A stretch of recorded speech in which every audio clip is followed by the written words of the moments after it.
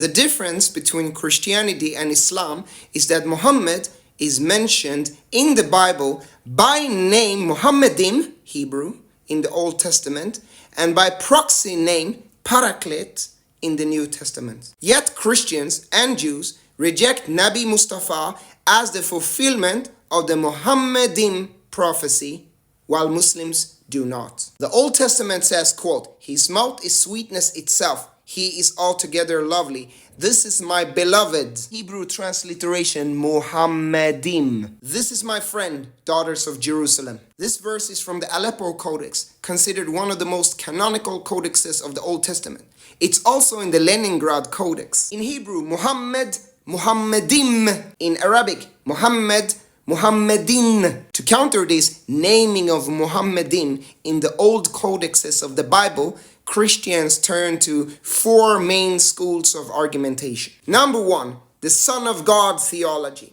The Son of God requires a video on itself because it's a very major and problematic theology. In short, the Son of God theology, which Jesus never claims in the Bible, creates two major problems. Number one, it cuts the lineage of prophets by raising Jesus above every other prophet. Number two, the Son of God theology rejects any potential prophecy beyond Jesus in the future by making an argument kind of like it doesn't matter if there is a prophecy of Muhammadim in the Old Testament or not, Jesus is still the Son of God. Number two, Christians can try to discredit the Old Testament in various different ways. One way is to claim that the Aleppo Codex has fabricated the Muhammadim text. Well, if you disbelieve in the Aleppo Codex, you also disbelieve in the Leningrad Codex because all of them say Muhammadim, and then you basically disbelieve in a large portion of the Old Testament. Another way is to use the New Testament as the Furqan of the Old Testament, meaning we are going to look at the Old Testament from the New Testament perspective. If it rejects the New Testament, we reject it. Sure, you can do that, but then you need the correct version of the New Testament, which you cannot prove which version is the correct gospel. Number two, Jesus in the New Testament actually prophesies someone to come after him,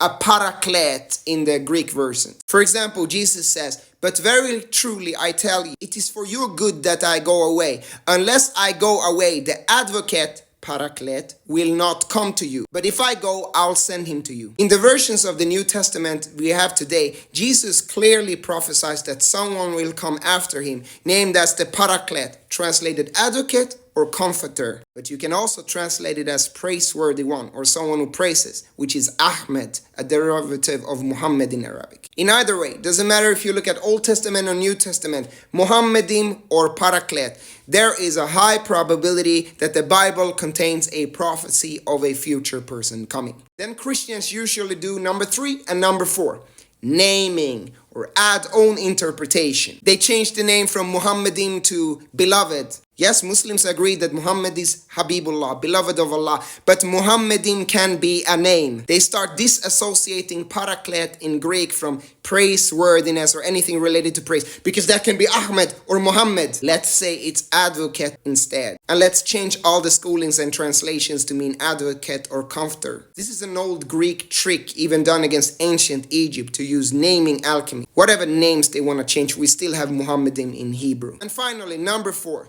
Typically Christian, they start adding their own interpretation to it. Jesus doesn't say that, Muhammadim doesn't mean that, it's another context. My answer to that is, when people add their own interpretation to scripture, that also happens in Islam. There's not much we can do. I mean, you can straw man argue and you can pick and choose verses to suit your own narrative. But sincere seekers of the truth cannot rule out the possibility that Muhammadim may be a prophecy.